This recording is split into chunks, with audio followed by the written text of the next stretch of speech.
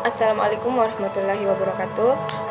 Saya Putri Awalanur akan menjelaskan bagian-bagian sel dan fungsi-fungsinya. Baik, yang pertama itu ada membran sel. Membran sel tersusun atas fosfor, lemak, lipid, karbohidrat, dan protein. Membran sel berfungsi untuk melindungi dan mengatur lalu lintas zat yang keluar masuk sel. Membran sel bersifat semi-permeable, yang artinya membran sel hanya dapat dilewati oleh zat tertentu. Zat yang dapat melewati membran sel misalnya air, oksigen, serta zat yang larut dalam lemak dan ion tertentu. Contoh zat yang tidak bisa melewati membran sel adalah gula atau glukosa dan protein. Kemudian yang kedua yaitu sitoplasma. Sitoplasma ini merupakan cairan sel. Sitoplasma mengandung berbagai macam zat, diantaranya protein, lemak, karbohidrat, zat-zat anorganik, enzim, vitamin, dan hormon. Sitoplasma ini berfungsi sebagai tempat berlangsungnya reaksi metabolisme sel karena organel sel terdapat di sitoplasma. Kemudian yang ketiga adalah inti sel atau nukleus. Nukleus ini tersusun atas membran, cairan inti atau nukleoplasma, kromosom, dan anak inti atau nukleus.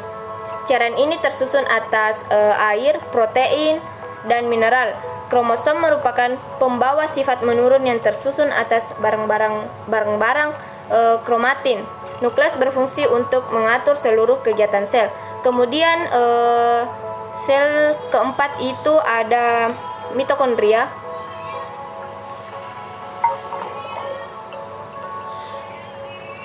Mitokondria ini berfungsi sebagai tempat penghasil energi. Semakin aktif suatu sel, maka semakin banyak mitokondrianya. Kemudian ribosom.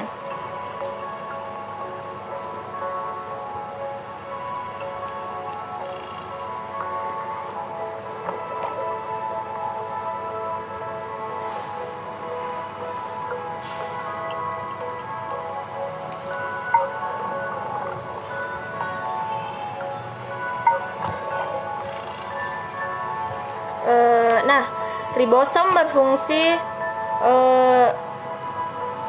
sebagai tempat membuat sintesis atau protein. Kemudian yang keenam yaitu retikulum endoplasma. Retikulum endoplasma ini berfungsi untuk membuat dan menyalurkan bahan-bahan yang dibutuhkan oleh organ-organ sel. Kemudian bagian selanjutnya adalah badan Golgi.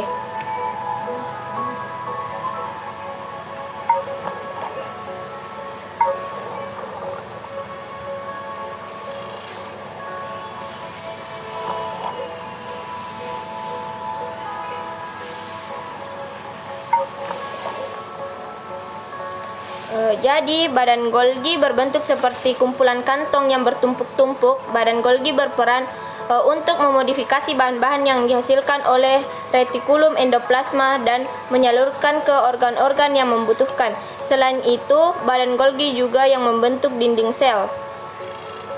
Kemudian bagian selanjutnya yaitu sentriol. Jadi sentriol ini berperan dalam pembelahan sel. Sentriol hanya dimiliki sel hewan, jadi tidak ada pada sel tumbuhan. Kemudian lisosom.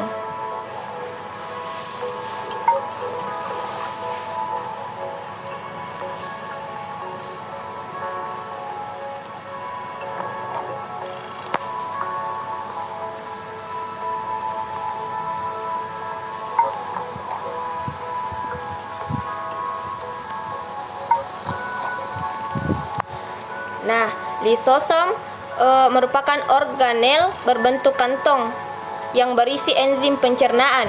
Lisosom berfungsi untuk mencerna zat sisa, makanan, atau zat asing. Jika lisosom pecah, enzim di dalamnya akan mencerna atau menghancurkan organel sel.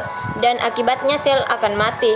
Lisosom hanya terdapat pada sel hewan dan tidak terdapat pada sel tumbuhan. Kemudian bagian selanjutnya yaitu vakuola.